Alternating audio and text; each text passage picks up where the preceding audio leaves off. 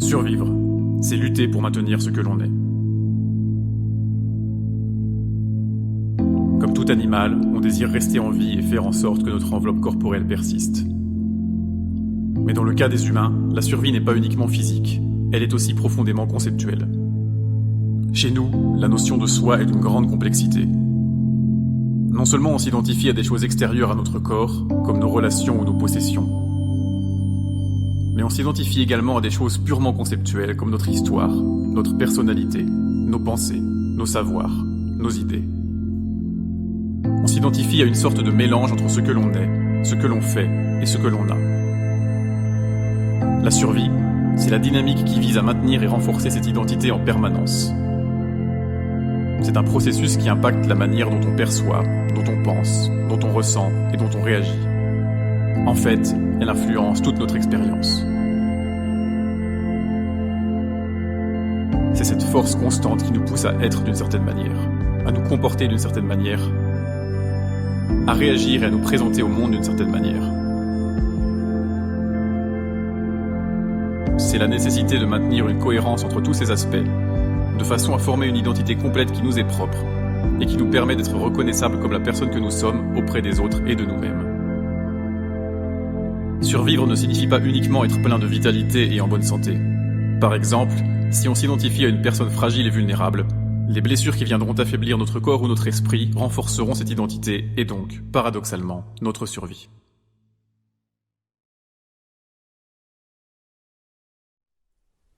Et on va, comme tout le monde n'était pas là la semaine dernière, on va faire un résumé de ce qui s'est passé la semaine dernière. Donc en fait ici on va faire ce qu'on appelle du travail sur la conscience. Le travail sur la conscience, c'est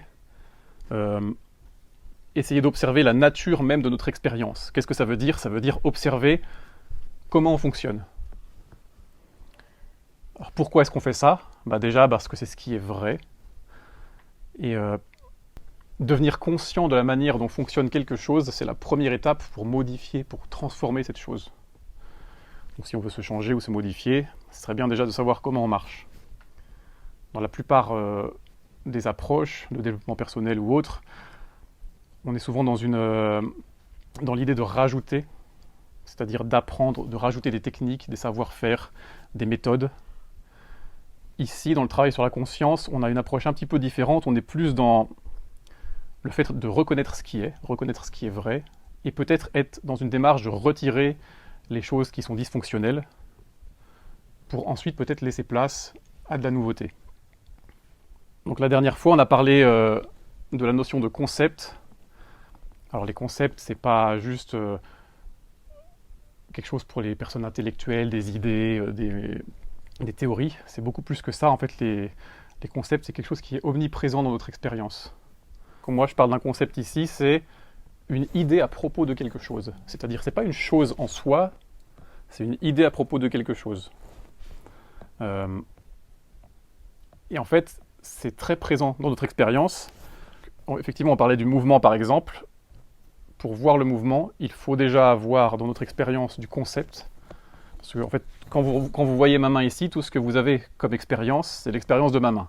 C'est-à-dire, vous avez cette perception pure de ma main, avant même d'appeler ça une main, avant même de mettre des mots dessus, avant même de lui donner un sens. Vous voyez ça. Quand ma main se déplace, en fait, la perception que vous avez à un instant donné, c'est ma main à un endroit précis. Pour que vous puissiez avoir le mouvement dans votre expérience, il faut que vous ayez déjà le concept qu'à un instant précédent, ma main se trouvait à un autre endroit, pour pouvoir comparer l'instant présent de ma main ici avec le fait qu'avant elle se trouvait à un autre endroit. Donc c'est déjà conceptuel. Donc même pour quelque chose d'aussi basique que le mouvement, on a déjà du concept, c'est-à-dire ça va être des pensées, une imagination, une anticipation du futur, une mémoire du passé. Tout ça c'est déjà conceptuel. Et puis après j'avais pris un autre exemple qui est dans un billet de 50 €, quand on voit ce billet, en fait on ne voit pas juste l'expérience de quelque chose de coloré devant nous, un rectangle avec des couleurs et des formes. Il est attaché à tout un tas d'interprétations, de valeurs. Si je tiens mon billet de 50, c'est pas juste l'expérience de cette chose. C'est toute la valeur, toutes les interprétations qui sont attachées avec. Il y avait aussi un autre exemple. Est-ce que je l'ai encore ici ? Voilà, je ne sais pas si vous voyez bien, la lettre A. En fait, c'est juste un ensemble de traits sur une feuille. Même le fait de dire ça, c'est déjà du concept. Voilà, traits, feuilles, encre, tout ça, c'est pas cette expérience-là, c'est déjà des choses qu'on rajoute. C'est des mots qu'on rajoute. Mais pensons juste à la notion de la lettre A. Effectivement, la lettre A, elle n'est pas dans cette expérience, c'est quelque chose qu'on rajoute, c'est une interprétation humaine, on décide d'appeler ça un A, mais c'est très dur de l'enlever, vous voyez. C'est pour ça que la notion de concept, elle est importante dans ce travail-là, parce que c'est quelque chose de très présent dans votre expérience et de très dur à faire disparaître. Si je vous demande de ne pas voir la lettre A, vous allez avoir du mal. Oui, j'ai pas dit que c'est impossible, je dis que c'est difficile. C'est difficile de pas savoir que ça, c'est un cahier. Une fois que vous le savez, vous le savez. Difficile de désavoir. Voilà, donc il y a des concepts simples, hein, comme en fait les concepts, là je parle pas d'un truc vraiment intellectuel, je parle vraiment de ce que même les animaux ont du concept. Par exemple, un chien qui sait que dehors il y a le jardin, ou un chat qui sait que dehors il peut aller courir. Il ne vit pas l'expérience, la perception du jardin, pourtant il sait que dehors il y a le jardin. Et ça c'est déjà conceptuel. Les animaux en fait ont du concept, mais en fait l'être humain il est vraiment dopé au concept. C'est-à-dire que nous on en rajoute plein. De la valeur, du sens, des interprétations. Par exemple le billet de 50 €, un chien ne va pas avoir un billet de 50 €.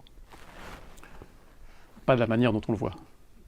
Voilà, donc bon, je n'ai pas trop le temps de m'épancher là-dessus, mais c'était pour vous résumer un peu. Et un deuxième truc dont on a parlé, j'aimerais un peu revenir dessus, parce que peut-être j'avais l'impression que ça avait manqué un peu de clarté, c'était la notion de perception. Je vais faire un petit point juste de vocabulaire. Donc, tout ce qu'on a, c'est ce que j'appelle notre expérience. Tout ce qu'on a. Et les perceptions, c'est tout ce qu'il y a dans notre expérience. Notre expérience, elle est uniquement composée de perceptions. Donc il y a les 4 sens qu'on connaît bien, donc la vue, l'ouïe, le goût, l'odorat, qui sont vraiment localisés dans des organes perceptifs bien précis. Donc ceux-là, ils sont assez simples à séparer. Et puis après, on a le 5e sens, qu'on appelle le toucher. Et d'ailleurs, là, on voit un peu que cette catégorie, en gros, c'est tout ce qui n'est pas localisé dans ces 4 trucs-là, c'est le reste, c'est le toucher.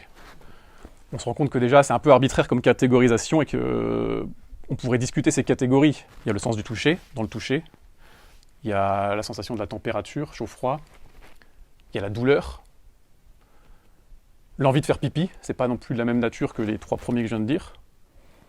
Un orgasme, c'est pas de la même nature que les 4 premiers que je viens de dire. On voit que quand on parle du sens du toucher, c'est un peu vaste quand même.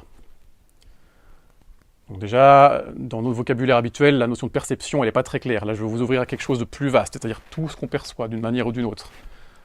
Donc là, j'ai parlé de domaine physique, mais il y a aussi le domaine mental. Par exemple, physiquement, on a le sens de la douleur, mais il y a aussi la douleur mentale. Alors on pourrait dire, c'est pas la même chose la douleur mentale. On voit bien que la sensation de la douleur physique et la douleur mentale, c'est différent. Pourtant, dans les 2 cas, on appelle ça de la douleur. Pourquoi est-ce qu'on appelle ça de la douleur ? Parce que ça a quelque chose en commun. Ça partage la même nature. C'est de la douleur. On reconnaît les deux comme étant de la douleur. En fait, je voudrais vous ouvrir à l'idée que toutes nos perceptions conceptuelles, par exemple une image mentale ou une voix dans notre tête, toutes ces choses-là, finalement, une image mentale, c'est pas quelque chose qui vient s'imprimer sur nos yeux. Une voix dans notre tête, c'est pas du vrai son qui arrive dans nos oreilles. Pourtant, tout ça, c'est de la même nature que les perceptions que j'ai décrites avant. Si vous visualisez votre domicile, là où vous vivez, il n'y a pas une image de votre maison qui est devant vos yeux, mais la façon dont vous pensez à votre domicile, qui est vraisemblablement une façon plutôt visuelle, elle est beaucoup plus proche du visuel que du toucher ou du goût. Vous n'allez pas vous dire, ok, ça ressemble à du goût, la façon dont vous visualisez votre domicile. Non, ça ressemble quand même à de la vision. C'est pas une vision sur vos yeux, mais ça reste une vision, une image mentale. J'avais aussi parlé la semaine dernière de l'exemple du rouge. Si là, on devenait tous aveugles, si on se crevait les yeux, on ne verrait plus rien, donc on n'aurait plus de vision d'un point de vue physiologique, on n'aurait plus d'organes de perception de la vision. Par contre, si je vous dis pense à la couleur rouge, vous savez de quoi je parle. Alors que vous n'avez plus de vision. Donc vous n'avez plus de vision physique, mais vous avez encore l'idée de la vision. Est-ce que vous voyez la différence que j'essaie de pointer du doigt ici ? Il faut avoir recours à la mémoire visuelle. Mémoire visuelle. Qui est de la même nature que ta vision perceptive maintenant. C'est pas la même chose, mais c'est de la même nature, c'est la même saveur. Et en fait, on peut même aller plus loin que ça. Si là, on devenait tous aveugles, si je vous demandais qu'est-ce que vous voyez, vous me direz je vois rien ou je vois du noir.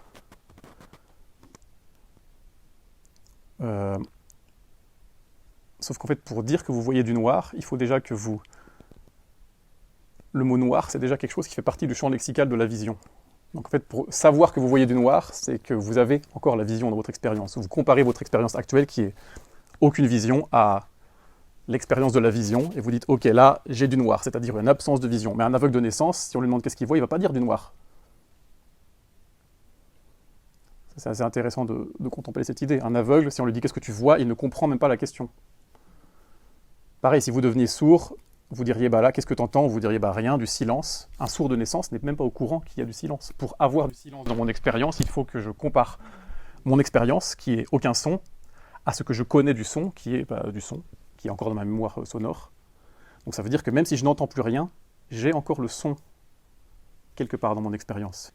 Bon, et on pourrait, je vais prendre un exemple un peu absurde pour illustrer ça, pour ceux qui ne voient pas ce que je veux dire, mais imaginez qu'en fait là il vous manque un sens, que vous soyez comme aveugle mais pour un autre sens que vous ne connaissez pas, qui s'appellerait le calique. Je prends un mot au hasard. Donc, vous n'avez pas de calique. Et de la même manière que on peut dire à un aveugle l'absence de vision c'est le noir, quelqu'un vous dit l'absence de calique c'est le chiboule. Imaginons, ce serait la même idée. À un aveugle, on pourrait lui dire « Là, tu es complètement dans le noir vu que tu n'as pas de vision. » Il ne va pas comprendre cette phrase. De la même manière que si quelqu'un vous dit « Là, tu es complètement dans le chiboule parce que tu n'as pas de calique », vous allez faire « Oui, j'ai rien. » Qu'est-ce que vous observez dans votre calique? Qu'est-ce que vous observez dans le calique?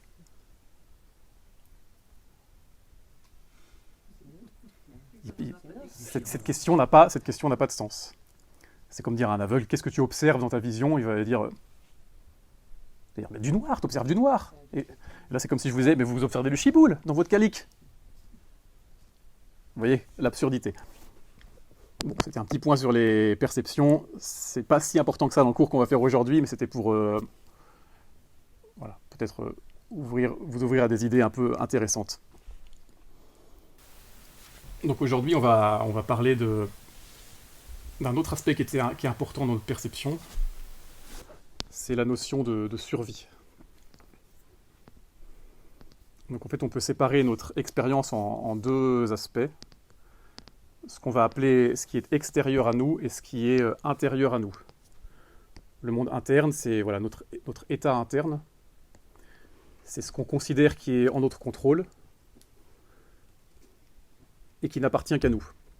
On contrôle notre état interne, nos pensées, elles sont là, ça n'appartient qu'à moi, j'ai un certain contrôle dessus. Et puis on a aussi ce qui est extérieur à nous, la réalité objective, sur laquelle on n'a pas de contrôle direct.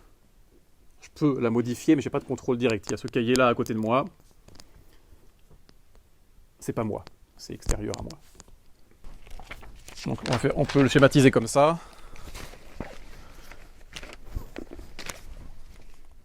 Je fais un rond. Ce qu'il y a à l'intérieur, c'est votre état interne, et tout le reste, c'est le monde extérieur. Voilà, c'est souvent comme ça qu'on considère la réalité, des choses qui sont notre contrôle et le reste.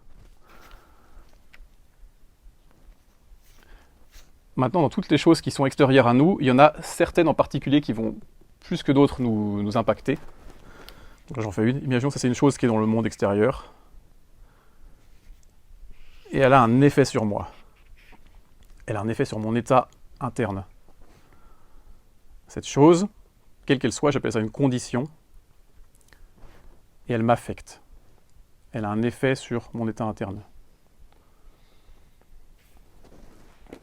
Par exemple, si j'aperçois quelqu'un que j'aime pas trop, j'aperçois au loin, ça a un effet sur moi. Donc cette personne, c'est une condition, elle a un effet sur mon état interne. Elle modifie mon état interne. Je ne suis pas content, par exemple. Mais c'est pas forcément négatif, ça peut être aussi positif. J'aperçois un gâteau qui me donne l'eau à la bouche, c'est la condition. Elle m'affecte, ça me donne l'eau à la bouche. Condition, effet. Il y en a plein. Vous pouvez en citer quelques-unes. Est-ce que tu peux m'en citer? Cite-moi une condition et un effet. Bah, j'ouvre mon frigo et il n'y a pas de goût. Ça m'attriste. C'est triste. Ok. Quelqu'un d'autre? Bah, par exemple, la mort d'un être cher, Mhm. ça rend triste, même ça, on peut même traverser une dépression. Mhm. Est-ce que vous en voyez qui sont plus subtils que ça, des moins dramatiques que la mort de quelqu'un? Quelque chose de tout basique. Ah ouais, c'est direct. Est-ce que le soleil et notre tension chaud, ça rentre dans le... Oui. Il y a cette condition-là, ça a un effet sur toi, tu as cette sensation. On va faire quelque chose, on n'y arrive pas. Mhm. Ouais. Le constat que tu n'y arrives pas, c'est la condition. L'effet, c'est « Ah, j'y arrive pas ». Et il y en a plein en fait. Par exemple, moi qui vous dis « Donnez-moi des exemples », c'est une condition. Et si je te pointe du doigt « Ah, ça a un effet, ça... oh non, il faut que je trouve un exemple ». Donc ça se passe maintenant là. C'est pas forcément des choses grandioses. C'est très subtil, il y en a plein tout le temps. On va faire une petite méditation à ce sujet. Imaginez être un spectateur qui observe votre vie.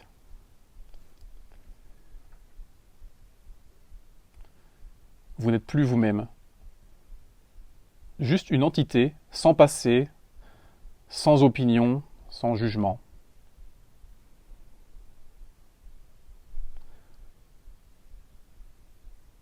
Avec cet esprit d'ouverture, observez-vous dans votre vie de tous les jours.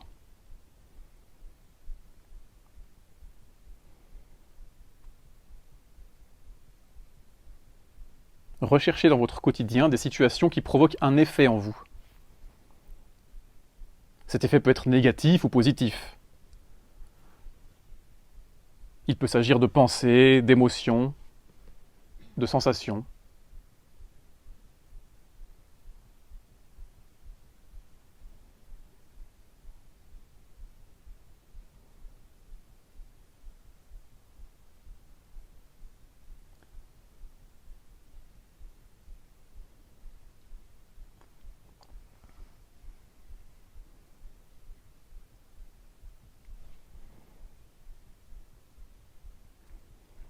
Maintenant, pensez aux personnes que vous côtoyez le plus. Votre compagnon, votre compagne, votre meilleur ami. Choisissez-en une.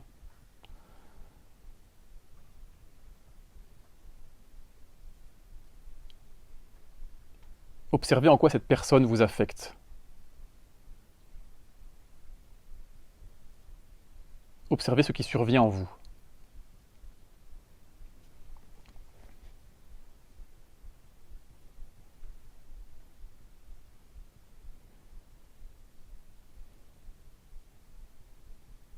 Observez vos pensées, vos émotions, ce qui se passe dans votre corps.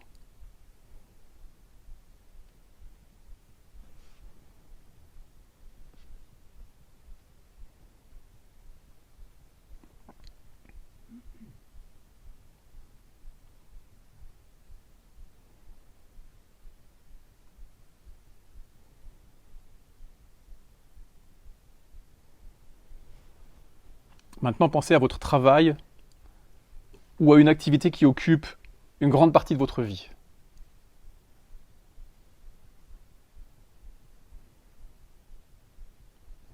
Observez en quoi cette activité vous affecte. Et quand elle vous affecte, observez ce qui survient en vous.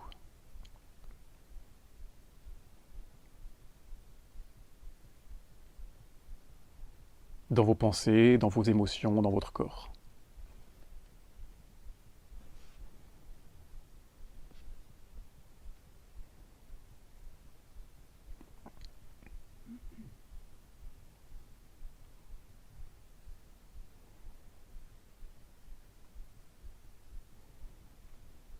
Maintenant, pensez à l'endroit où vous vivez.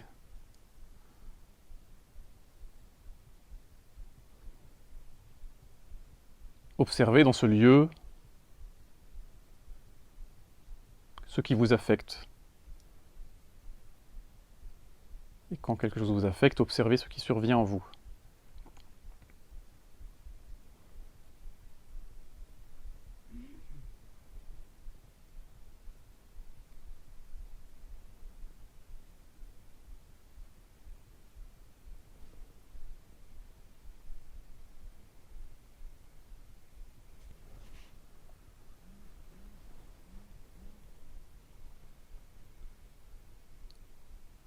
Maintenant, faites l'expérience de votre corps.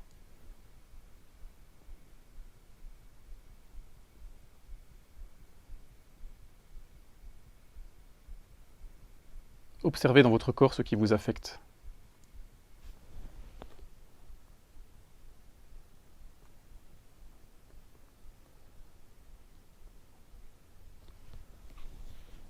Observez ce qui survient en vous.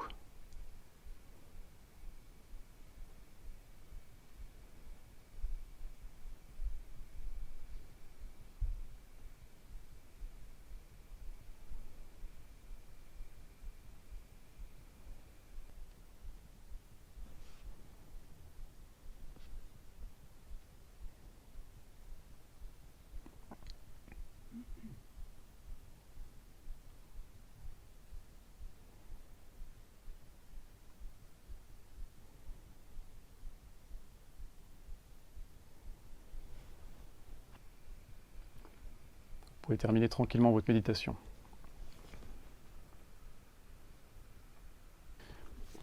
Voilà, donc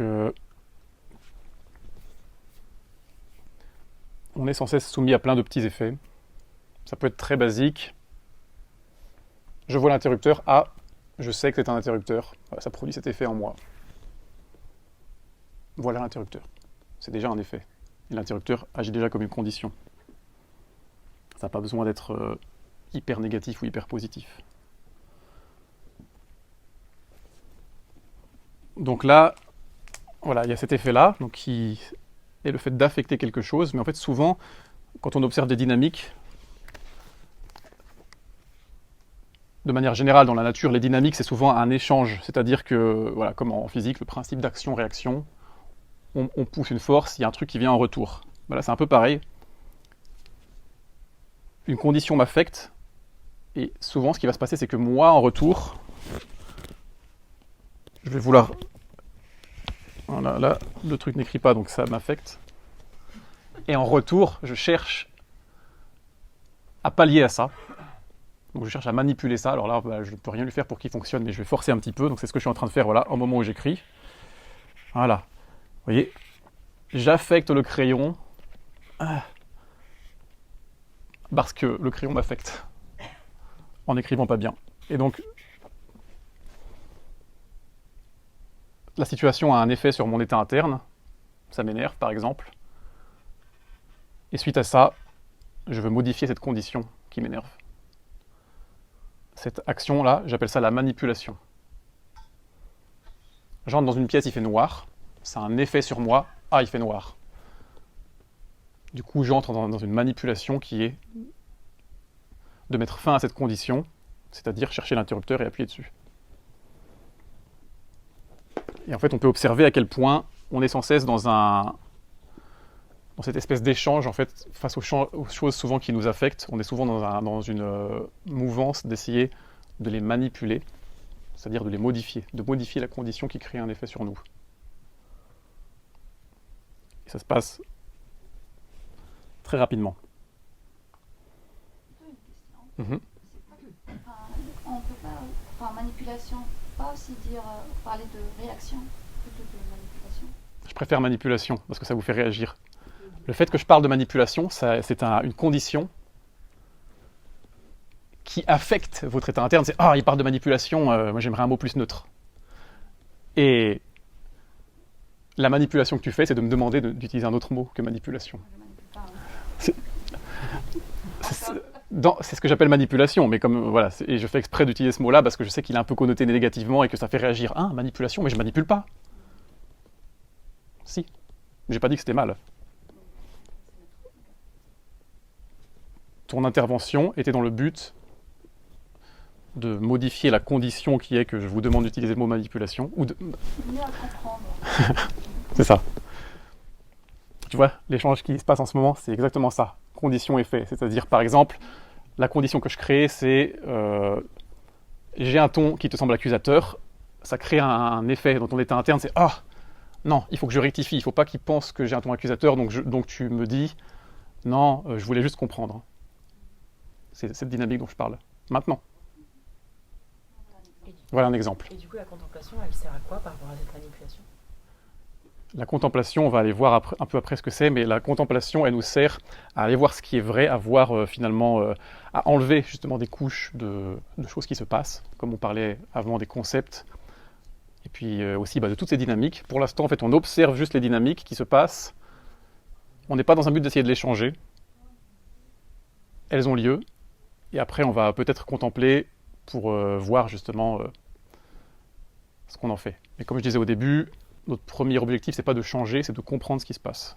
Et peut-être que si on comprend ce qui se passe, on peut ensuite modifier ces dynamiques. Justement, on va faire une dyade. Donc mettez-vous face à votre partenaire. Donc on va reprendre les choses auxquelles on a réfléchi dans la méditation précédente, là, les différents domaines de votre vie, les choses qui vous affectent, et vous allez communiquer avec votre partenaire. Je vais vous guider, vous inquiétez pas. Je vous préviens juste un peu de ce que va être l'exercice. Donc les A, vous pensez à quelqu'un parmi les personnes que vous côtoyez le plus, et vous communiquez à votre partenaire en quoi cette personne vous affecte et quelle manipulation vous mettez en place face à ça. Ah, allez-y.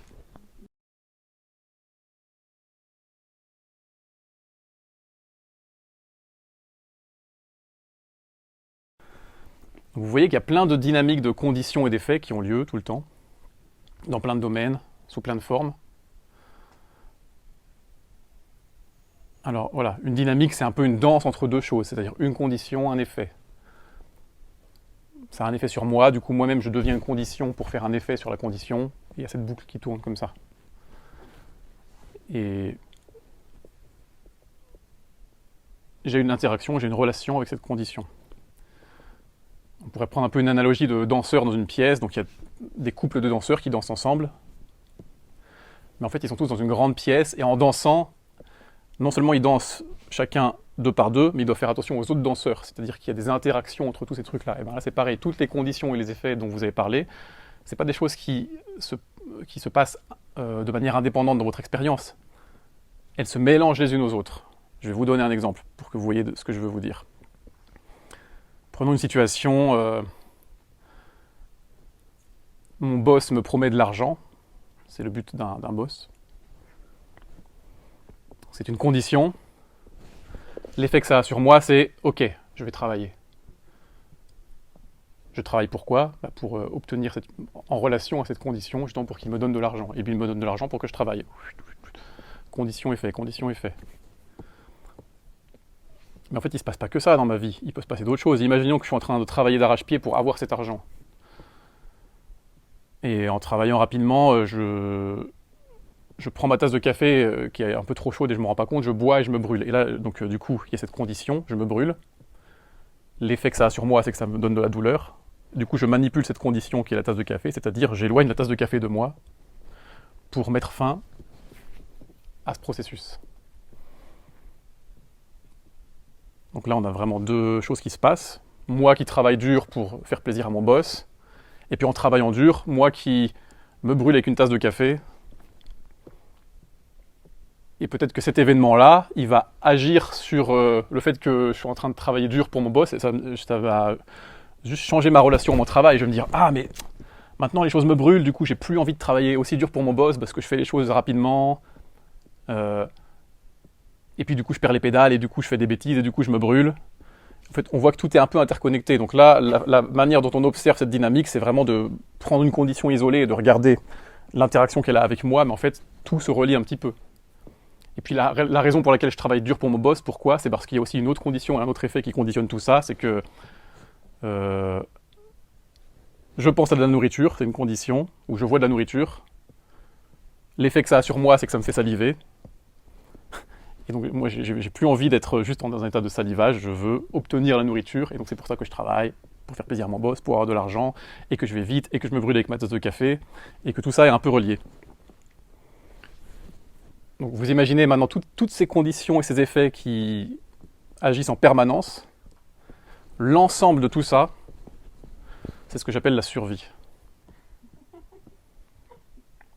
En fait, la survie, elle est formée de toutes les différentes manipulations qui sont là pour résoudre différentes conditions.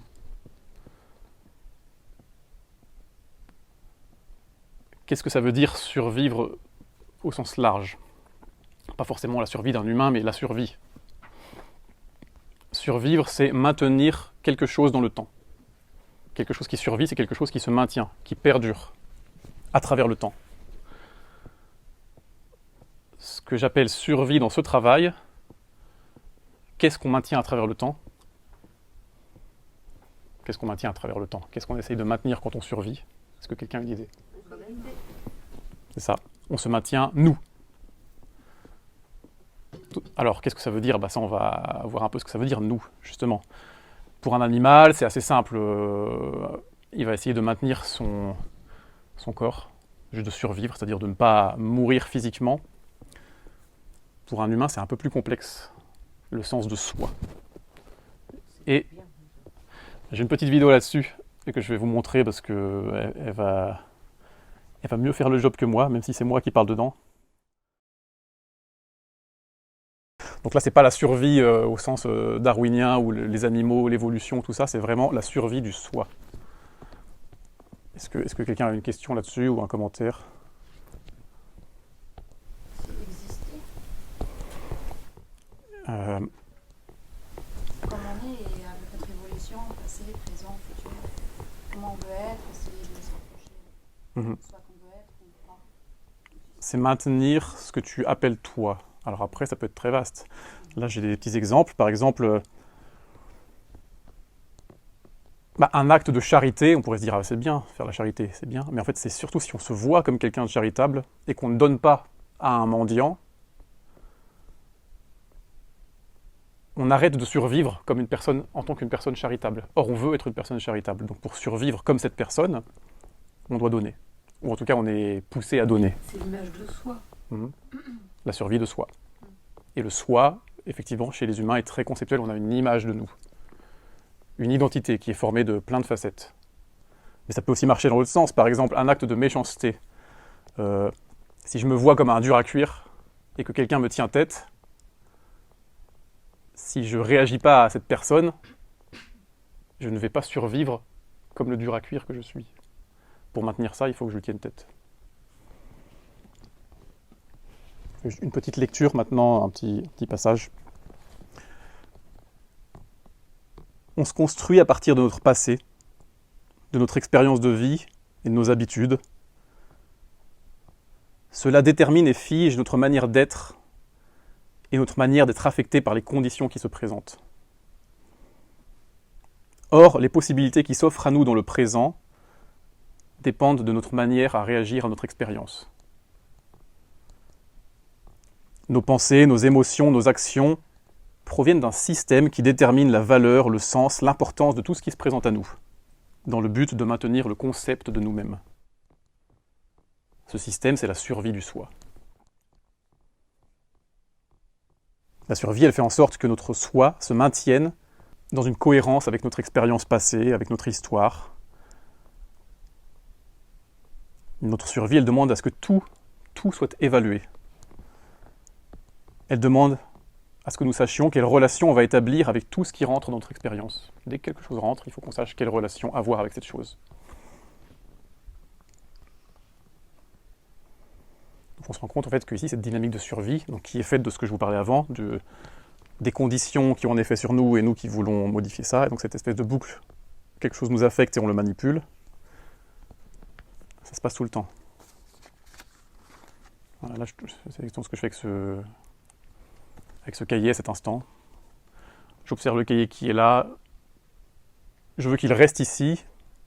Ça peut être ça, j'observe, donc j'ai cette condition, le cahier qui est ici, ça a un effet sur moi, ah c'est bien, il est ici, je veux qu'il reste ici.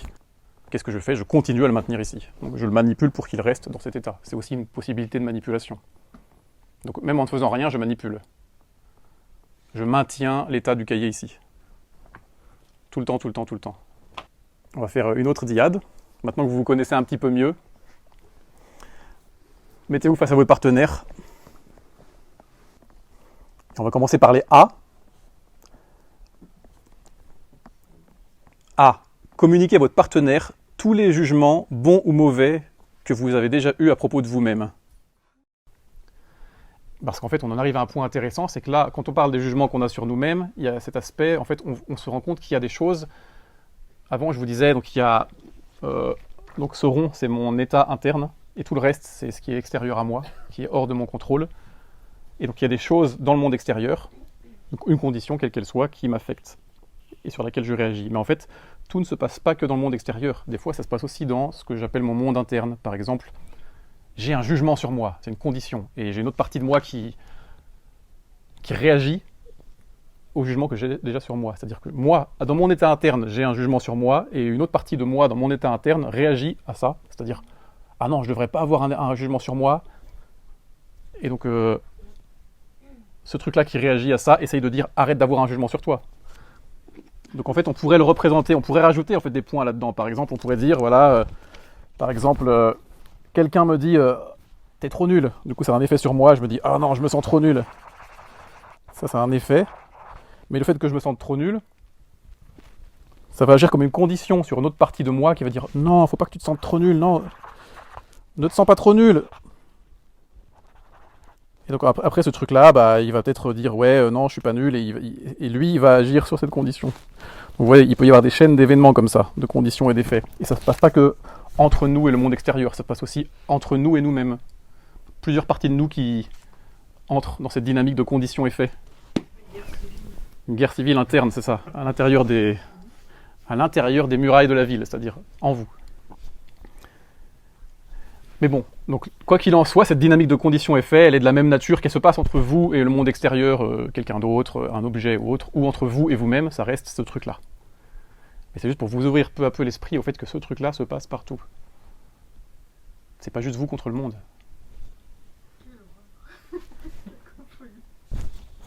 Alors là, tu vois, on est aussi dans une dynamique de survie, c'est-à-dire, tu apprends cette chose dont je te parle, c'est une condition qui a un effet sur toi, ça te fait réagir, quelle horreur!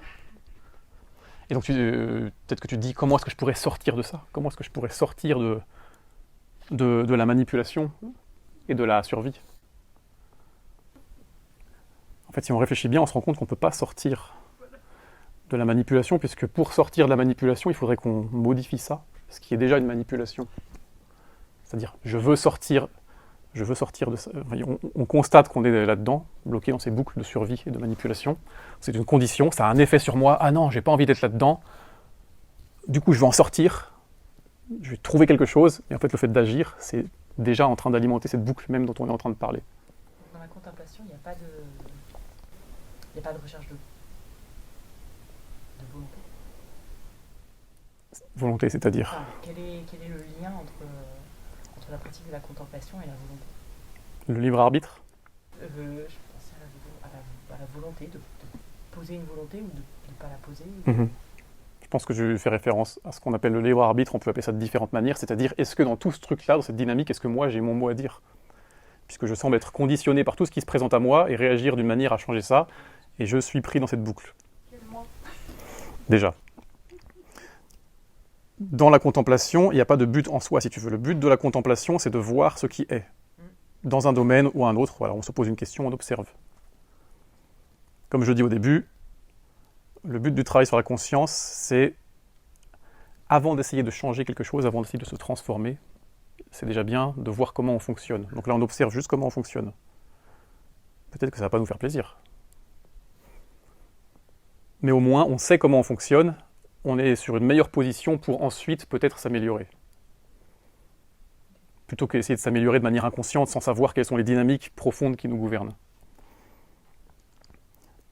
Aujourd'hui, l'atelier, c'est vrai qu'il est un peu dur dans le sens où c'est un atelier aujourd'hui qui vous met face à plein de mécanismes qui ne font pas forcément plaisir.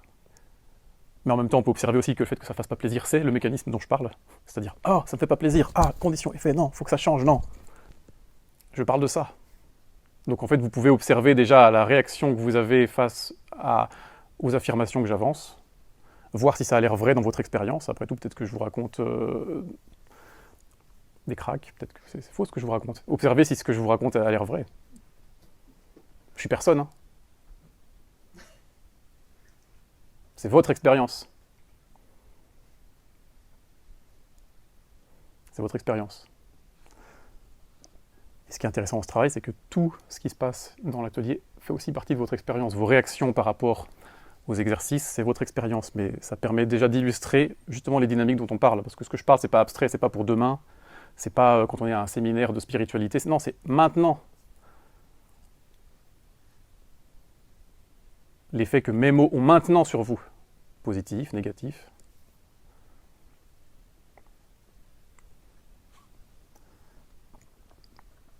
Maintenant, essayez de trouver une condition qui n'aurait pas d'effet.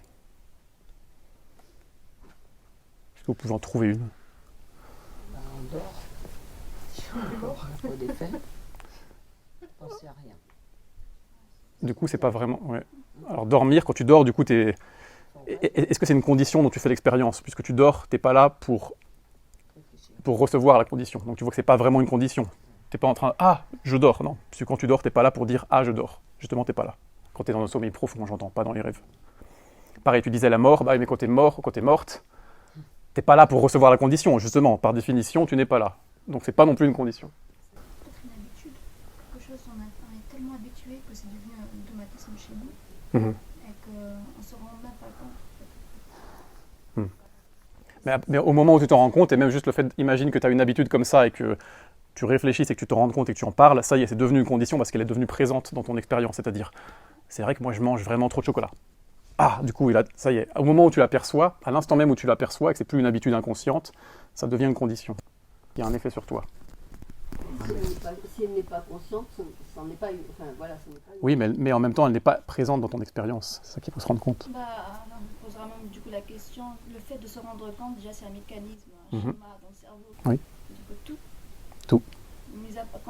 Jusqu'à ce que ça s'arrête, c'est-à-dire qu'on ne peut pas arrêter de se rendre compte.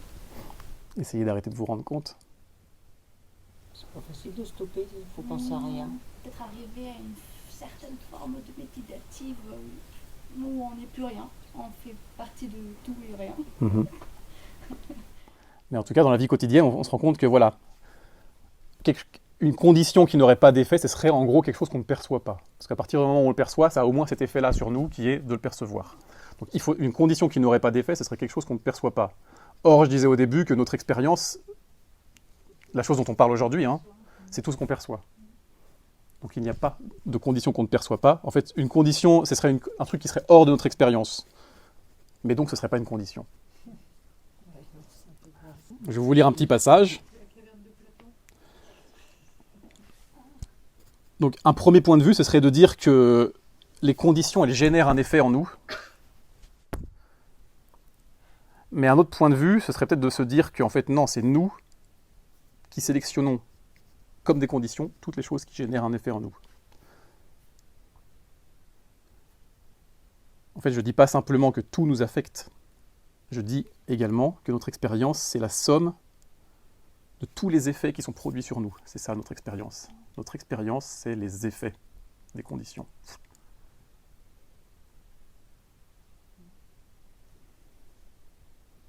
Est-ce que vous arrivez à voir maintenant là tout ce qui vous affecte? Si vous arrivez à le voir, ça devrait générer, donc la personne avec qui j'ai étudié, qui s'appelle Peter Ralston, a un mot en anglais que j'essaie de traduire, une contraction du sphincter anal. En gros, en d'autres mots, c'est, vous pouvez comprendre intellectuellement ce que je vous raconte, ah c'est intéressant, c'est des bonnes idées, tiens, ou alors vraiment vous en rendre compte, et que ça vous fasse une contraction anale, c'est-à-dire ce genre d'effet.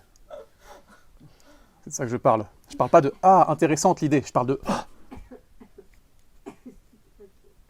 Ah ouais, quand même ». Alors, pas forcément avec cette intensité, mais ce genre d'effet, c'est-à-dire dans votre expérience, vous rendre compte de ces cycles de conditions-effets, partout, tout le temps, ça peut être subtil. Même dans le fait, quand on maintient son corps droit, voilà, on est... Ah, mon corps est pas très bien, du coup, je manipule pour me remettre un petit peu comme ça. C'est non seulement physique, mais c'est aussi dans mon esprit. Tous les petits ajustements, tout le temps, partout. Petite réaction. On est touché par des effets. Vous voyez mes mains là, tac, tac, tac. Ça vous touche. Vous sentez un peu? En fait, il y en a énormément. Il y en a tellement qu'on est comme un poisson dans l'eau, on ne se rend même plus compte. On vit dedans, on est ça. Notre expérience, c'est ça. Je vous ouvre une considération qu'on ne va pas regarder en détail ce soir, mais pour y réfléchir chez vous, il n'y a rien à l'extérieur de ça. C'est-à-dire que tout ce dont vous faites l'expérience, c'est uniquement les effets. Donc il n'y a plus de liberté. Pour savoir ça, il faudrait savoir qu'est-ce que la liberté. Et justement, dans ce genre de travail, le but de la contemplation, c'est d'aller vers ça, c'est-à-dire de se poser des questions, ce qu'on appelle un peu ontologiques, c'est-à-dire, c'est quoi toutes ces choses-là? Qu'est-ce que c'est que la liberté? Qu'est-ce que c'est que la survie? Qu'est-ce que c'est que le soi? Que suis-je? On n'en est pas encore aujourd'hui. Aujourd'hui, on est juste en train de regarder la nature de notre expérience. Mais effectivement, ces questions-là sont tout à fait légitimes. C'est juste qu'on ne va pas les traiter ce soir. Donc on est là-dedans, on est dans la survie de soi, on veut maintenir ce que l'on est.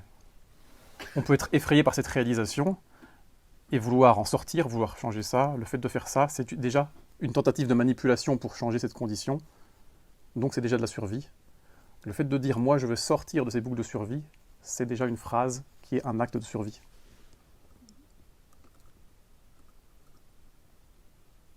Tout est de la survie. C'est pas forcément que de la survie, ça peut être vivre pleinement, c'est autre chose que survivre. Quand tu vis pleinement, tu survis comme une personne qui vit pleinement. Tu maintiens l'état d'être d'une personne qui vit pleinement. Tu dois maintenir ça à travers le temps. C'est des jeux de mots. Là, on parle français, peut-être que ça aurait pu être un autre mot, peut-être si on parlait notre langue, ou pas. Et ça, Je ne vous parle pas du mot, je vous parle du principe. Ce qu'il faut que c'est vous saissiez le principe de quoi est-ce que je suis en train de vous parler là. On s'en fiche, je pourrais appeler ça Laurent. J'aurais pu appeler ça Laurent. Bernard, vous préférez quel mot? Survie. Survie, c'est pas mal, voilà. C'est l'apostrophe en RAI. C'est ça. Alors, la raison pour laquelle je prends survie, la raison pour laquelle j'utilise manipulation, c'est aussi parce que c'est des mots, justement, qui font un peu plus réagir. Donc, c'est pas très grave le mot que j'utilise. Je vous parle d'une dynamique qui a lieu. La dynamique qui est de maintenir ce qui est. Quand on est dans un état d'être où on est en mode « Ah, je vis en plénitude, je suis bien », ce serait quand même bien que ça continue un petit peu, ça. Je vais quand même faire en sorte de le maintenir. Parce que si ça venait à s'arrêter, condition que j'aime pas trop, il faudrait que je change ça, que je manipule pour que ça reprenne. On reste dans une démarche de survie. Le fait de vouloir déjà transcender la survie, c'est une impulsion qui vient de la survie. Et qu'est-ce que c'est alors consentir à ce qui est? Comme je disais tout à l'heure, on peut très bien être dans une manipulation qui est dans le fait de maintenir ou d'accepter ce qui est. C'est pas un problème. Une chose terrible arrive face à moi. J'ai plusieurs choix. Donc ça a un effet sur moi, c'est terrible, j'aime pas ça. Je peux dire je vais réagir pour modifier cette chose-là, pour la régler. Une forme de manipulation. Je peux aussi utiliser une autre manipulation de dire la manière dont je réagis à cette chose-là, c'est je t'accepte. Je t'accepte. C'est ça la relation que vous décidez d'avoir avec la chose. Je t'accepte. Ne rien faire, du coup, c'est de la manipulation. En fait, on ne fait jamais rien. Comme je disais tout à l'heure, quand je tiens ce truc-là, apparemment, je fais rien. Je maintiens ce truc-là ici. À chaque instant, OK, le cahier est ici, ça me va, du coup, je le manipule pour qu'il reste ici. Le cahier est encore ici, ça me va, du coup, je continue de le manipuler pour qu'il reste ici. Le cahier est encore ici, ça me va toujours, du coup, je continue de le manipuler pour qu'il reste ici. Donc, de rien faire, c'est laisser manipuler soi-même pour ne pas réagir. C'est ça. Je suis bien quand je suis dans l'acceptation totale. Ça me va, du coup, je fais en sorte de rester bien. Si tu arrêtais de faire quoi que ce soit, tu arrêterais peut-être même de respirer, par exemple. Pourtant, tu continues. Il y a quand même des choses que tu maintiens. Tu n'arrêtes pas d'être toi subitement. Alors peut-être que c'est possible. Allez-y, arrêtez d'être vous. On sait rien, justement. Pas facile. Si c'est si facile d'arrêter la survie, allez-y, arrêtez. On ne contrôle pas tout, la respiration. Mais vous êtes toujours Gardez les choses que vous ne pouvez pas contrôler et puis arrêtez le reste. C'est-à-dire arrêtez le vous conceptuel, c'est-à-dire votre identité. Arrêtez d'être vous, la personne que vous êtes. dans ta peau, par exemple, d'un côté quelqu'un d'autre. Essayez juste de le faire pour voir. Ok, je comprends, vous pouvez pas vous arrêter de respirer, c'est dur, vous pouvez pas quitter votre corps et arrêter d'avoir de la vision, de l'audition, ok, ça c'est pas forcément de votre contrôle. Mais tout le reste, vous, la personne que vous êtes, votre caractère, vos souvenirs, ce que vous imaginez du futur, voilà. Eh ben allez-y, essayez, arrêtez ça. Bah, là, c'est pathologique. Hein. Qu'est-ce qui est pathologique? Bah, si je suis plus moi, je suis un malade mental. Donc c'est la schizophrénie. Le malade mental, il est agi par sa maladie et il alterne entre plusieurs personnalités. Alors ici, en fait, ça n'a aucune importance que ce soit une maladie ou pas. Ce que je suis en train de dire, c'est pas si c'est bien ou mal. Je dis juste, est-ce que vous arriveriez à le faire? La réponse, c'est non. Là, je dis, ça se produit dans la nature humaine, dans les maladies mentales, ça se produit. Le schizophrène, il a l'identité d'être schizophrène. Il est cette personne schizophrène. Et avant, il ne l'était pas, et à un moment donné, il l'est. Et maintenant qu'il l'est, il maintient ça. Il maintient ou pas, enfin, je ne sais pas, il peut y avoir guérison quand même, donc il y a évolution. Alors je dis pas qu'il est impossible d'arrêter d'être soi. Je suis en train de pointer du doigt que c'est difficile d'arrêter de survivre en tant que vous. La preuve, si je vous demande à vous d'arrêter, pas un schizophrène dans un asile ou à l'hôpital, mais à vous maintenant d'arrêter, constatez juste que c'est aussi dur d'arrêter d'être vous que d'arrêter de respirer. Peut-être même plus dur. Alors, moi, je parle de micro-changements. En fait. Du fait que je vis, je meurs chaque seconde à qui j'étais, et je suis un petit peu différente. Alors, déjà, je suis d'accord avec ça. Ensuite, on voit bien que ces changements-là, ce n'est pas un changement intégral de toi. C'est-à-dire c'est une petite partie de toi. Et peut-être que si tu changes ces choses-là, peut-être, j'ouvre une possibilité, si tu arrives à t'en débarrasser, c'est que tu as bien compris que ce n'était pas vraiment toi. Tu fais, ah, ce truc-là, non, c'est plus moi. J'ouvre aussi une autre possibilité, c'est que, en fait, des fois, on change des aspects de nous-mêmes. Donc on se dit, ah, vous voyez, je change. Mais en fait, des fois, c'est au service de maintenir notre identité plus profonde. Par exemple, imaginons que j'ai l'identité de me dire, moi, je suis quelqu'un qui cherche la vérité. Imaginons, j'ai ça. Profondément, dans mon identité, je veux être vraiment ça. C'est le cœur de ce que j'identifie à moi. Mettons. Et je vais me dire, ok, je veux la vérité, je vais devenir physicien. Je vais faire de la science, je vais comprendre la nature de la réalité. Ça va alimenter mon identité d'être quelqu'un qui cherche la vérité. Et puis tout d'un coup, je réalise, ah non, la vérité, elle se trouve pas là, elle se trouve plutôt dans les trucs de travail sur la conscience. Alors immédiatement, je vais abandonner le truc d'être un physicien. Donc on va dire, ah, je change, vous voyez, j'abandonne moi. Pourquoi j'abandonne ça? Pour renforcer cette identité de moi plus profonde qui est, je suis quelqu'un qui cherche la vérité. Donc en fait, en abandonnant l'aspect de moi qui est physicien et qui devient maintenant quelqu'un qui fait du travail sur la conscience, donc là, je change. La raison pour laquelle je fais ça, c'est quand même pour renforcer, pour maintenir ce que je crois que je suis vraiment, qui est quelqu'un qui cherche la vérité. Mais c'est ça qui est intéressant, parce qu'en fait, tu poses la question de ça veut dire quoi tu nous dis d'arrêter d'être nous, mais je crois que même si on était malade, je crois que c'est impossible. Parce que qu'est-ce que ça veut dire être nous? Bonne question. Même si là j'ai l'air, je sais pas, j'ai l'air calme, si je me levais et que je me mettais à crier, peut-être que ça aussi c'est une autre partie de moi. On a différentes casquettes au quotidien. Oui. Quand on est au boulot, quand on est avec ses enfants, on a de toute façon toujours différents rôles. Donc, enfin. Exactement. Non, mais c'est exactement ça. Donc, est-ce que une fois l'on est, on peut s'arrêter d'être soi? Tous les aspects qui peuvent changer sont des aspects que tu considères être de surface en toi, c'est-à-dire même pas vraiment toi. Tu es toujours toi quand tu es énervé le matin et que tu te lèves et que tu as envie de tout casser. Tu es toi, c'est toi. Oui. Tu es toi quand tu es calme, quand tout va bien. C'est toi. Donc c'est tellement large que on peut jamais arrêter d'être soi. Toi, tu es cette personne qui des fois est énervée, qui des fois est calme. Tu es tout ça. Comme je l'ai dit au début, c'est très complexe être une personne. C'est pas être quelque chose de fixe. Je peux être une personne changeante. Je suis quelqu'un qui tous les ans change quelque chose dans ma personnalité. Je suis quelqu'un qui me renouvelle. Je suis quelqu'un qui explore des nouvelles choses. Je suis quelqu'un qui me remet en question. Je suis cette personne.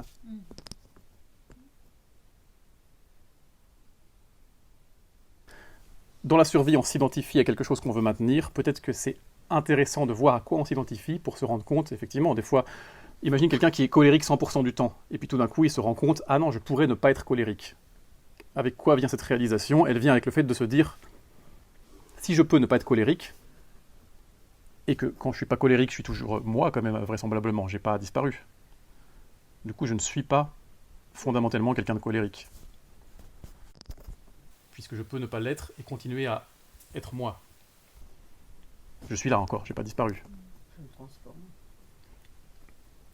Donc, dans ce travail-là, effectivement, on avance peu à peu vers ça. Voir tous les aspects superficiels qui ne sont pas vraiment nous. Tout ce que je dis, c'est que la survie, c'est maintenir ce que l'on est, ce à quoi on s'identifie. On peut s'identifier à quelque chose de très simple. Quelqu'un peut dire, moi je suis juste le fait d'être, sans aucune qualité.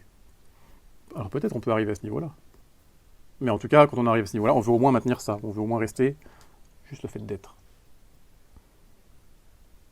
Il y a plusieurs façons d'être. Il y a plusieurs façons d'être soi.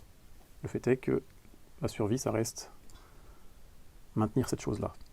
Il y a des façons plus efficaces que d'autres de survivre. Il y a des façons qui créent plus ou moins de souffrance. Il y a des façons plus ou moins hyper conceptuelles avec une identité hyper complexe ou des façons très simples où on abandonne beaucoup de parts de notre identité. Mais dans tous les cas, on reste soi.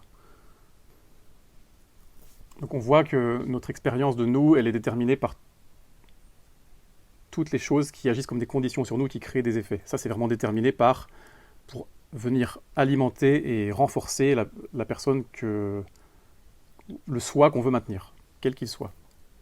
On réagit aux choses qui se présentent à nous pour maintenir ça. Alors, il y a quand même une question, c'est qu'est-ce qui détermine le choix dans les conditions auxquelles on prête attention? Parce qu'en fait, il se passe plein de choses là, dans mon expérience. Mais il y a quand même des choses sur lesquelles mon attention va venir se fixer. Quelle dynamique? Une croyance.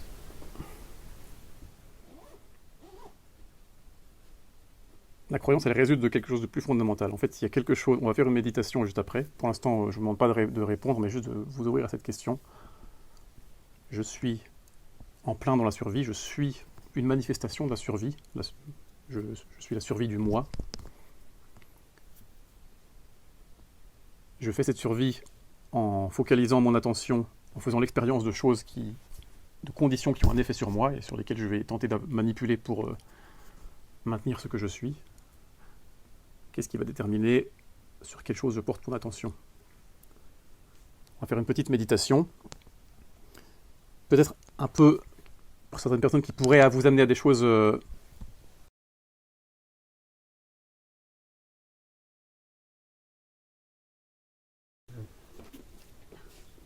ressentez le poids de votre corps sur votre bassin.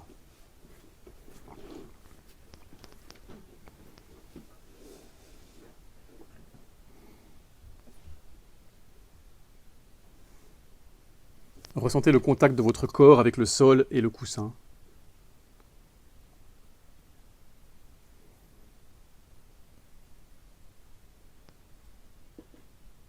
Malgré votre immobilité, beaucoup d'activités subtiles ont lieu.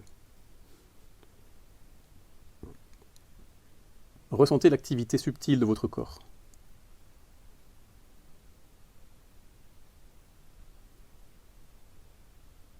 Tous les petits mouvements, les petites sensations.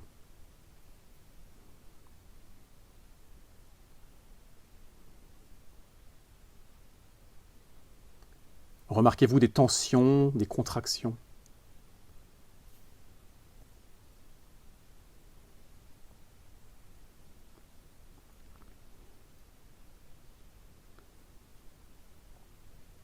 Observez votre réaction face à ces petites activités.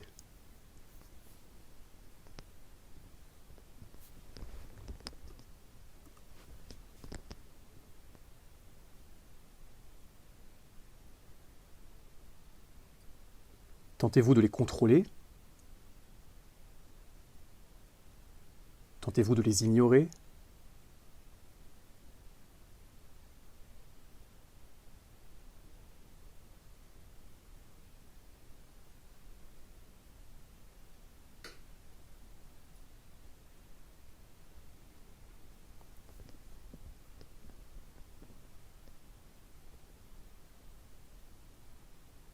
Maintenant, portez votre attention sur l'activité de votre mental.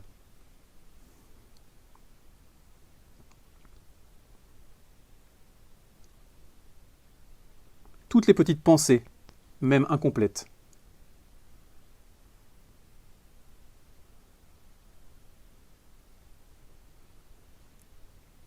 Toutes les petites émotions, même fugaces.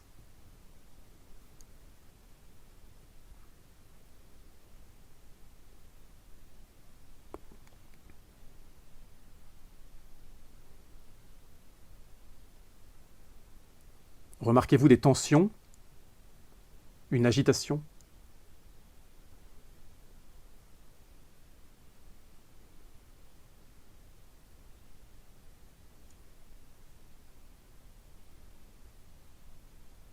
Observez votre réaction face à ces activités. Tentez-vous de les contrôler, tentez-vous de les ignorer.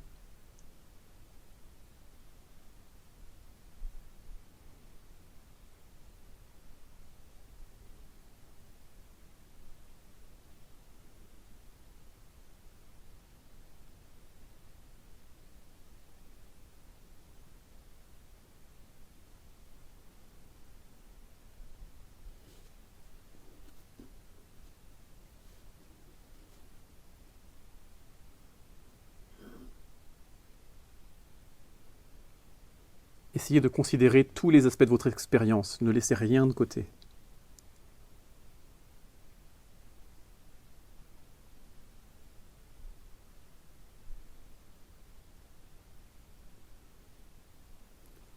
Et observez cette sensation de lutte, de contraction, sous toutes ses formes.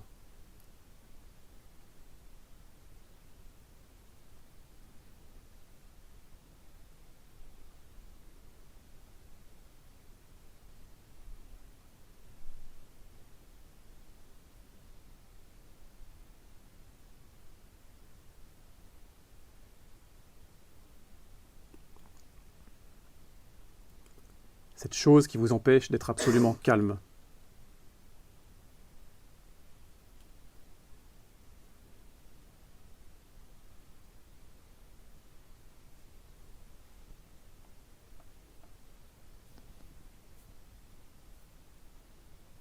Demandez-vous,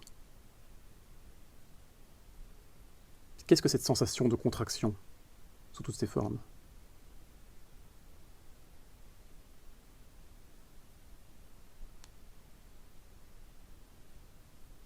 À quoi sert-elle?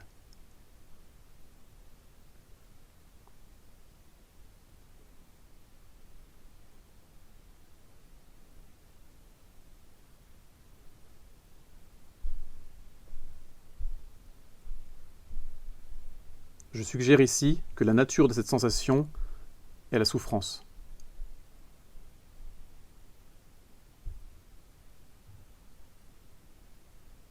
Maintenant, pensez à votre vie, aux différents aspects qu'on a évoqués aujourd'hui,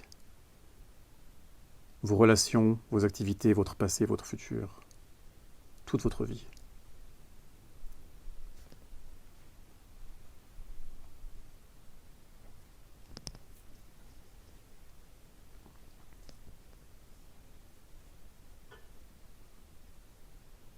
Trouvez-y des situations qui créent en vous un inconfort ou un mal-être.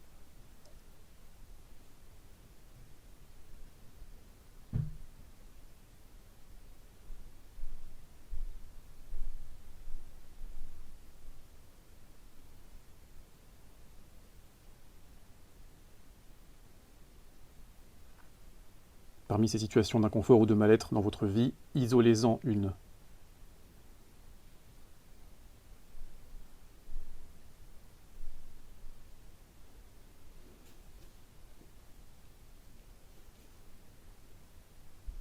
Ça peut être lié à votre futur, votre passé, vos relations.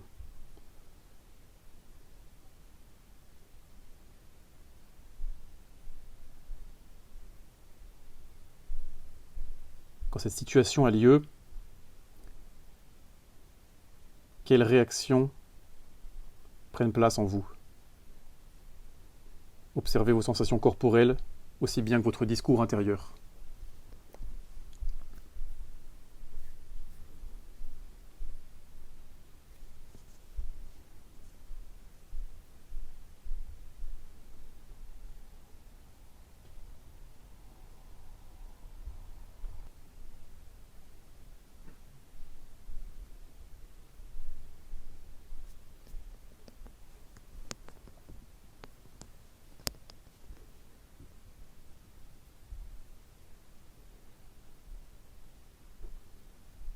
Observez d'autres situations qui créent en vous un inconfort ou un mal-être dans vos relations, vos activités, concernant votre passé ou votre futur.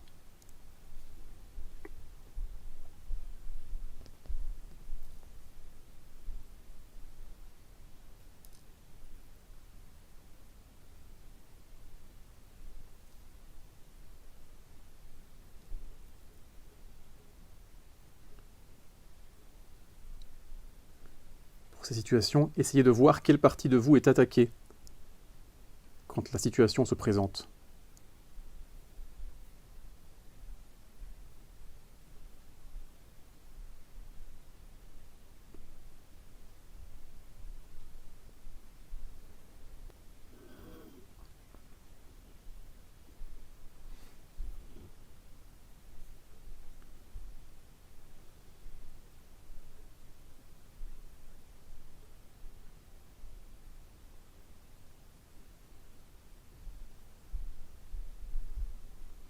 À nouveau, isolez une de ces sensations d'inconfort ou de mal-être. Observez-la.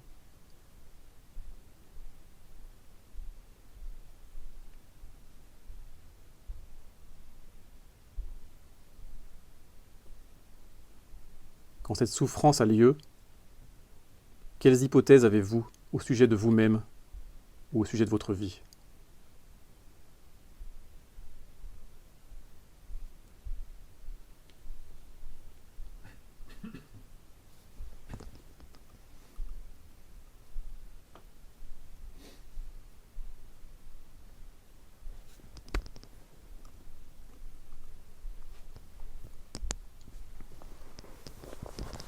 Demandez-vous, qu'est-ce que la souffrance ?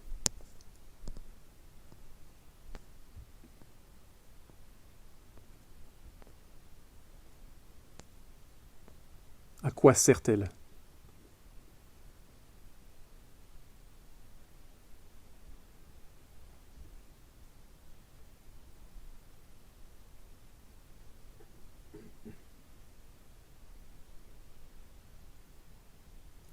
En quoi est-elle liée à vous ?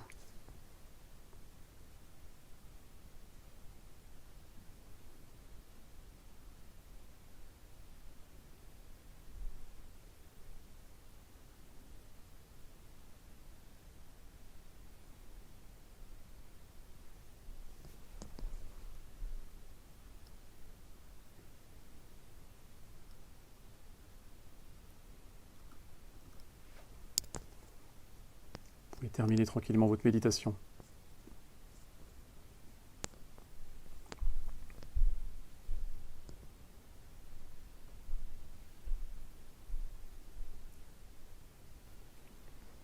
Voilà, donc ce dont je parle ici, c'est la souffrance. Alors c'est pas un sujet très positif, par définition. Mais il semble que c'est un peu ce qui motive, à la base, notre survie et nos manipulations. Résoudre une souffrance, mettre fin à une souffrance. Et même peut-être nos autres émotions. Par exemple, si j'éprouve du désir pour quelque chose, ce que je veux en fait quand j'ai du désir pour quelque chose, imaginons que je vois un gâteau et que je veux le manger, on pourrait dire j'ai du désir, c'est positif. Non, parce que ce que ça crée en moi, c'est la souffrance de ne pas avoir ce gâteau maintenant. Et j'ai envie de manipuler cette condition afin d'avoir le gâteau, afin de résoudre le désir. C'est-à-dire je veux non plus avoir le désir, mais je veux le gâteau. Et ça, c'est motivé par la souffrance de ne pas encore l'avoir. S'il n'y a plus de libido, de désir avec un D majuscule, il n'y a plus de vie. Exactement. S'il n'y a plus de souffrance, il n'y a plus de survie. Non. Ou s'il n'y a plus de désir et plus de survie. Moi, je suis en train de dire que le désir et la souffrance sont deux versants d'une même pièce. S'il n'y a plus de désir, s'il n'y a plus de libido, il n'y a plus de vie. Il n'y a plus de survie. Je suis d'accord avec toi. Ouais. Là, je le présente sous l'angle de la souffrance. Plus de souffrance, plus de désir, plus de vie. Je préfère vivre en souffrance que mourir sans souffrir. Mmh. C'est pour ça que tu es encore vivante et que tu t'es pas taillé les veines. Comme tout le monde ici dans cette pièce, les seules personnes qui ne veulent pas faire ça sont ceux qui se sont déjà jetés par la fenêtre. Et encore, L'argument que je fais ici, c'est que tout est un acte de survie, même le suicide. Psychologiquement, c'est peut-être moins souffrir de se jeter par la fenêtre que de... C'est ça, c'est toujours pour résoudre une souffrance. Je suis un samouraï, et j'ai été déshonoré à la guerre. Qu'est-ce que survivre pour moi? Survivre, c'est maintenir, non pas mon corps physique qui est... un corps physique. On s'en fiche du corps physique. Non, ce que je suis, moi, grand samouraï, c'est un homme fier avec de l'honneur. Ce que je veux maintenir, c'est mon honneur. Et je suis prêt à bazarder mon corps physique si c'est pour maintenir mon honneur. Je suis prêt à me tuer physiquement si c'est pour que moi, en tant qu'homme d'honneur, survive. Je me tue, harakiri.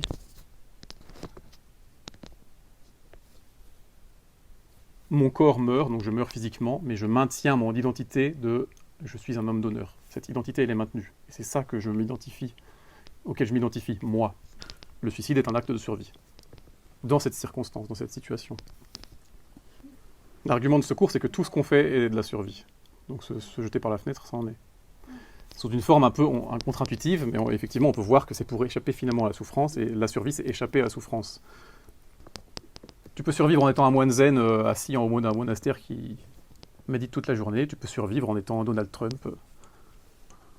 Il y a plein de façons, il y a plein de saveurs, il y a plein de manières de faire. C'est une ode à la souffrance. C'est pas une note, c'est juste reconnaître ce qui est. Encore une fois, peut-être que ce dont je vous parle, vous n'en faites pas l'expérience et pour vous, c'est pas vrai. Ben, c'est peut-être que c'est faux ce que je raconte. Les vivants, celui qui souffre, c'est ça? Quelque part. Apparemment, jusqu'à tout ce qu'on voit là, c'est que pour que la survie du soi ait lieu, elle est motivée par un carburant. Il y a aussi le plaisir, à l'inverse, qui est mais un peu les deux choses qui les deux pôles d'éléments quelque part. Oui, c'est deux versants d'une même pièce, mais remarque que quand tu es dans le plaisir, tu veux manipuler la situation pour que le plaisir continue, de peur d'avoir la souffrance, de perdre ce plaisir. Si ce plaisir disparaît, de manière relative, tu es dans une souffrance. Ah, je n'ai plus le plaisir.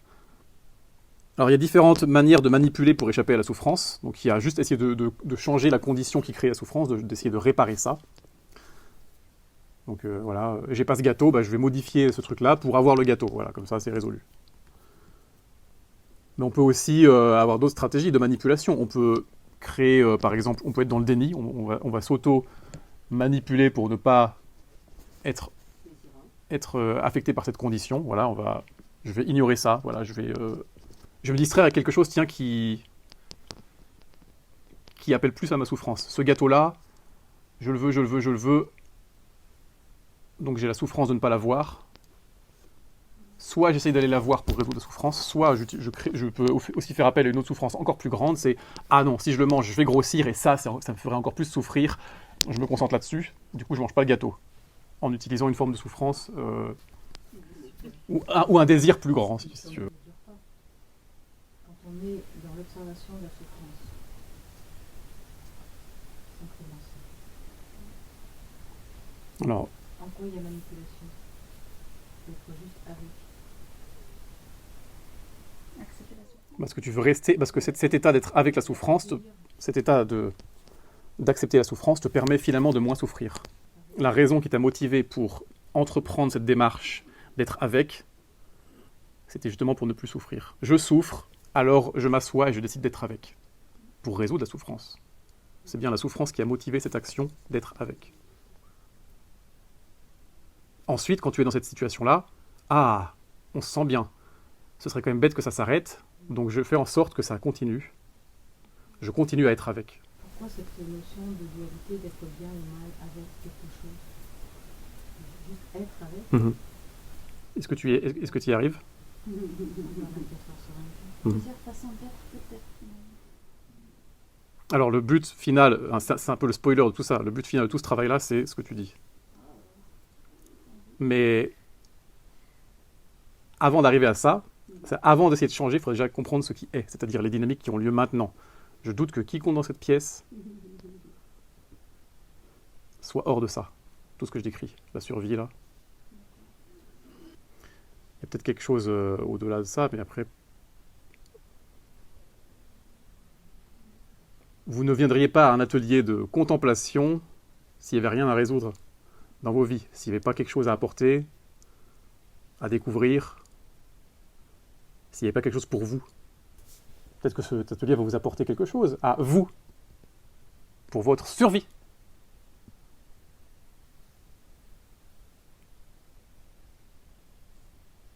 Ça me fait penser à l'enfant qui naît, il n'est pas lui, au début. Alors là, le but de ce travail-là, c'est de se focaliser sur notre expérience. On peut parler de l'expérience des chiens, des bébés, des ratons laveurs. Ça peut être intéressant, mais c'est philosophique et intellectuel. Je ne sais pas ce que vit un bébé. Effectivement, il y a bien un moment où je suis apparu. Où se situe ce moment-là? À la limite, c'est pas forcément si important que ça. Là, on observe notre expérience de maintenant. Oui, il y a un moment où je n'étais pas et où tout d'un coup, j'ai été. Je suis. Maintenant, je suis. Peut-être que c'était quand j'étais dans le ventre de ma mère. Peut-être que c'était à 18 mois.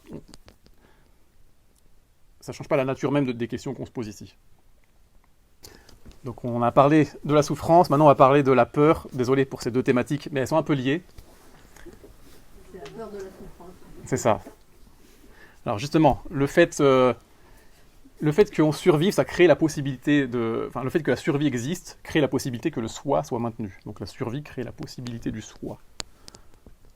Sauf que le soi, il crée aussi la possibilité de ne pas exister. Quand j'existe, ça veut dire que je crée aussi la possibilité de ne pas être. De la même manière que... Quand on parlait au début, si je suis aveugle et que je ne perçois que du noir, c'est possible que parce qu'en comparaison à ça, j'ai l'expérience que la vision peut exister. Quand j'existe, immédiatement dans mon expérience, j'ai aussi le fait que je pourrais ne pas exister. Donc ça crée la possibilité de la mort. Ou d'une destruction de soi. Et ça, ensuite, ça crée la possibilité de la souffrance. La souffrance, c'est la possibilité que je ne puisse plus me maintenir, que je ne puisse plus survivre, sous tous mes aspects. On peut monter d'un degré supplémentaire. La peur, c'est la possibilité que la souffrance advienne. Ne vous inquiétez pas, c'était juste une petite interlude. C'est un peu intellectuel et c'est pas très grave de ne pas avoir saisi de ne pas vraiment saisir en détail ce que je viens de dire. On va plutôt faire une méditation pour faire l'expérience de ce que j'explique ici. Donc allez-y, mettez-vous en position méditative de votre choix.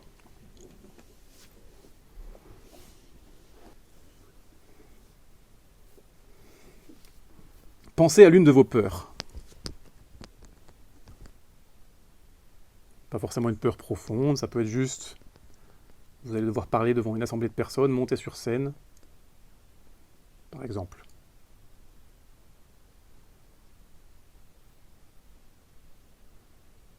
Imaginez cette situation qui se présente à vous et observez les réactions qui ont lieu en vous.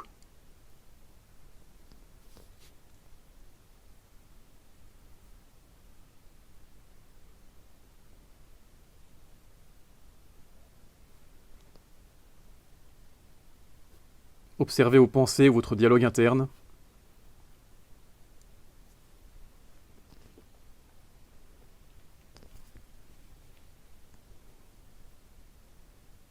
Vos émotions, vos sensations.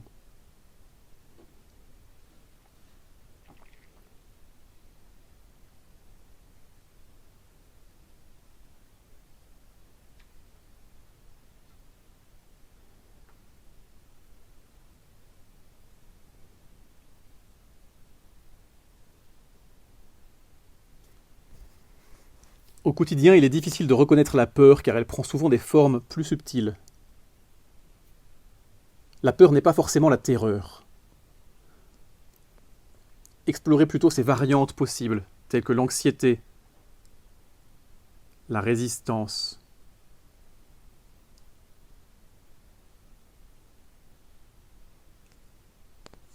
l'embarras,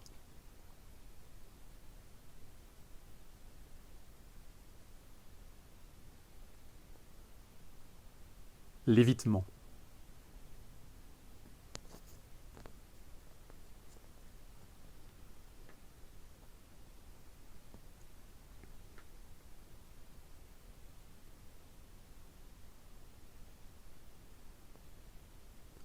Penchez-vous sur votre expérience avec honnêteté et distinguer quelle forme peut prendre votre peur au quotidien.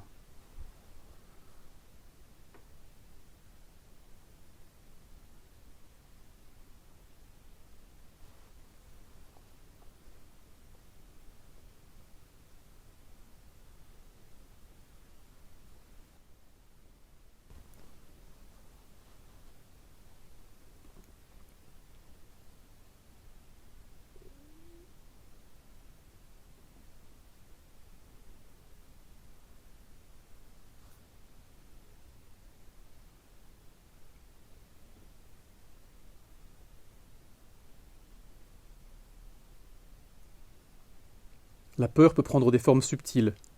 Considérez la possibilité que nous vivons en permanence dans un état de peur sans en avoir conscience.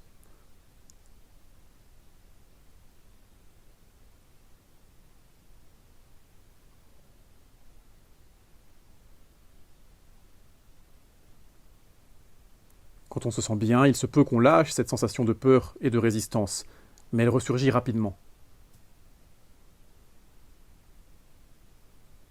Essayons de découvrir par nous-mêmes ce qu'est la peur.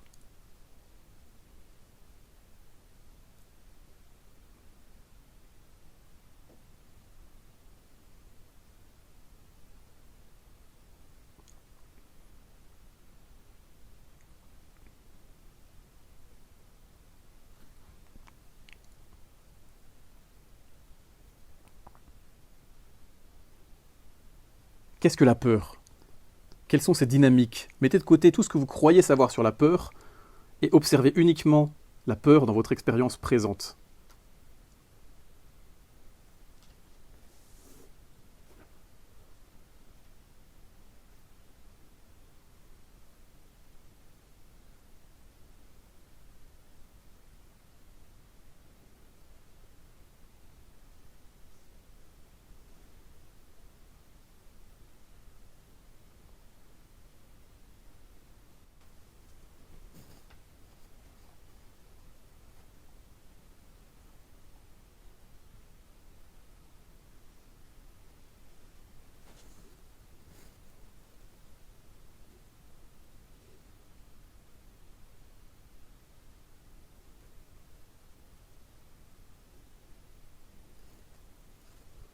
La peur est-elle une émotion comme une autre ou quelque chose d'encore plus fondamental, d'encore plus profond ?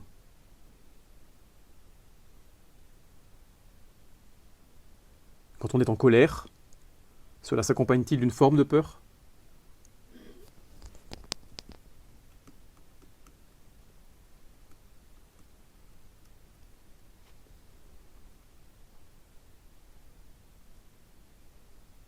Quand on ment, cela s'accompagne-t-il d'une forme de peur ?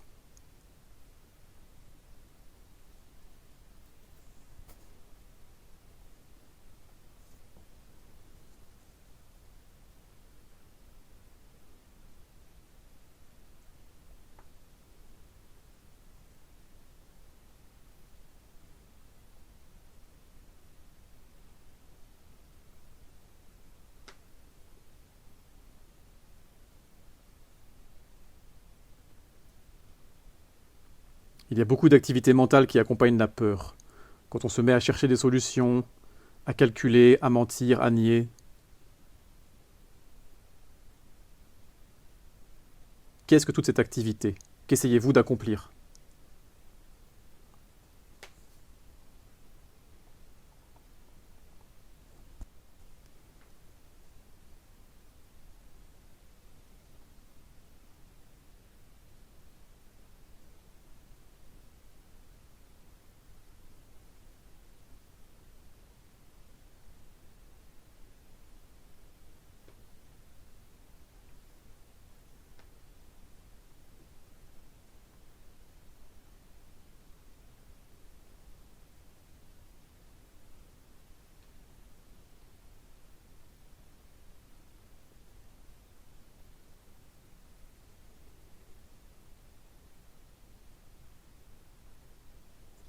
Remarquez que la peur agit comme une force. Elle vous pousse dans une direction.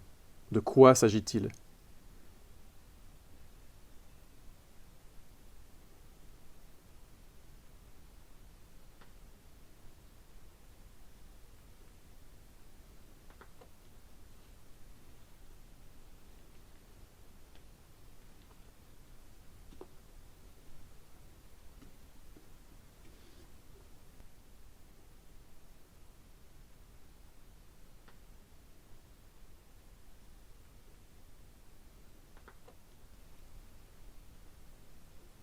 Regardez la peur telle qu'elle est sans essayer de la changer, sans vous opposer à elle. Et si vous êtes mal à l'aise en observant votre peur, alors observez ce malaise.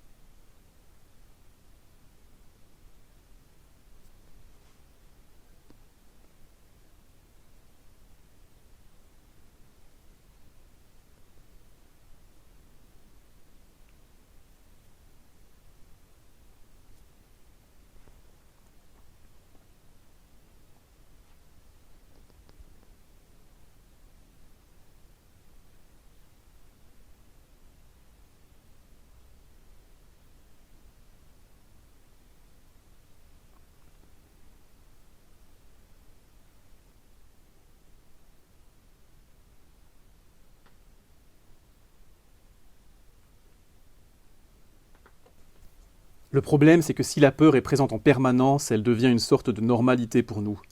On ne la remarque quasiment plus. Pourtant, même s'il est difficile de l'exprimer avec des mots, on ressent comme une sensation de gêne constante, comme si les choses n'étaient pas tout à fait à leur place. Prendre conscience de cela est un premier pas essentiel dans notre travail.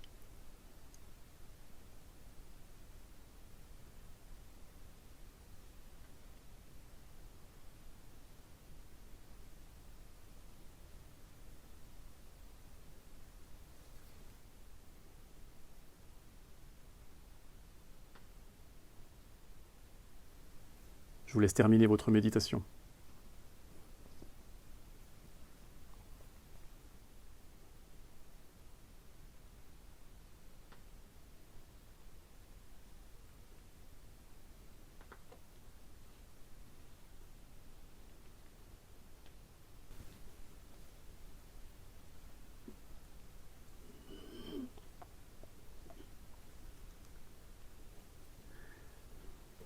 Et voilà, peur, souffrance, survie, manipulation, c'est les sujets du jour.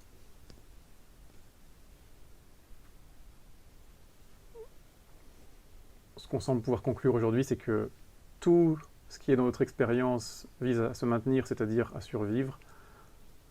Ça paraît pas très réjouissant. Dans la séance prochaine, on verra les solutions, même si le fait de parler de solutions, c'est toujours être dans le contexte de la survie, puisque il n'y a que dans la survie où il y a le bien et le mal, je voudrais ceci plutôt que cela. Effectivement, si je vous parle de solutions, je suis toujours en train de vous parler d'un point de vue de je veux survivre, je veux sortir de la souffrance. C'est ça. Néanmoins, beaucoup de choses très réjouissantes et intéressantes dans la séance de la semaine prochaine, qui est justement, maintenant qu'on sait qu'on est dans la survie, qu'est-ce qu'on fait déjà de ça? Qu'est-ce qu'on en fait? Et quelle est la meilleure relation qu'on peut entretenir avec cette dynamique? Peut-être pour générer moins de souffrance. Peut-être même pour sortir de la souffrance, mais au moins déjà pour en générer moins. C'est pour ça qu'il y avait cette séance aujourd'hui, qui était pour juste déjà observer la présence de cette souffrance, ou de la peur, de nos manipulations constantes. Du désir de changer quelque chose, de rétablir quelque chose. Est-ce que quelqu'un a des questions face à ce qu'on a fait aujourd'hui, des remarques? J'ai juste une remarque. On a quand même aussi des sentiments d'empathie qui ne sont pas la survie personnelle, qui sont aussi la survie de l'autre, qui sont hyper primordiaux. Parce que l'empathie, c'est un peu la survie de l'espèce, d'une certaine manière. Je suis, parmi les qualités que je m'attribue, je suis un humain. Je vais avoir tendance à favoriser la survie de quelque chose d'autre qui partage au moins une partie de moi, des qualités que j'ai, c'est-à-dire le fait d'être humain déjà. Ça me choque un peu moins de voir une pierre se faire fracasser en deux que de voir un crâne de quelqu'un se faire fracasser en deux. Pourquoi? Parce que je m'identifie un petit peu plus à cette personne, même si c'est un gros salaud. Ça reste un humain quand même. Je m'identifie plus à ça qu'à un caillou. En tout cas, moi, personnellement, je ne sais pas pour vous. Donc si on fracasse le crâne d'un humain, c'est pas moi directement, mais ça reste quelque chose auquel je m'identifie un peu plus que ça. Le degré de souffrance est proportionnel au degré auquel on s'identifie à quelque chose qu'on voit être détruit devant nous. C'est un peu comme la formule mathématique de la souffrance. Quelque chose est détruit, le degré auquel je m'identifie à cette chose est proportionnel au degré de souffrance que je vais ressentir face à cette expérience. Aussi par rapport à la distance, comment ils vont présenter une catastrophe, le nombre, la distance, la fréquence, l'intensité. À la fois tout est souffrant, enfin là ce qu'on a vu ici c'est que la souffrance et la peur ont une très grande importance, mais en même temps ce sont nos carburants, c'est sur ça qu'on tourne. Donc si tu veux attirer l'attention de quelqu'un, c'est le but de tout ce qu'on a déroulé aujourd'hui.